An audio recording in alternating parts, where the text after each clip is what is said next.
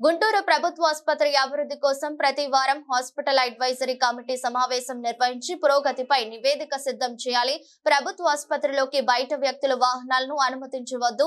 తద్వారా ఆసుపత్రిలో ట్రాఫిక్ సమస్యను కొంతమేర నియంత్రించవచ్చు అని గ్రామీణాభివృద్ధి కమ్యూనికేషన్ శాఖ కేంద్ర సహాయ మంత్రి డాక్టర్ పెమ్మసాని చంద్రశేఖర్ అన్నారు. గుంటూరులోని ఎంపీ కార్యాలయంలో హాస్పిటల్ అడ్వైజరీ కమిటీ ఆయన రివ్యూ సమావేశం నిర్వహించారు.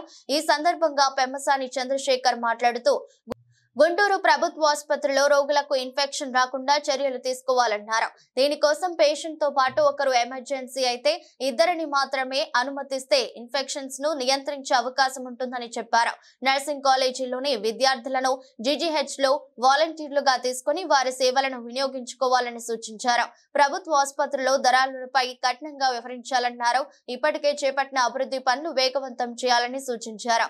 ప్రభుత్వ ఆసుపత్రిలో ఏ సమస్యలోనైనా రోగులకు మెరుగైన సేవలు అందించాలని, వైద్య సేవల్లో ఎలాంటి లోపాలు లేకుండా చూడాలని స్పష్టం చేశారు.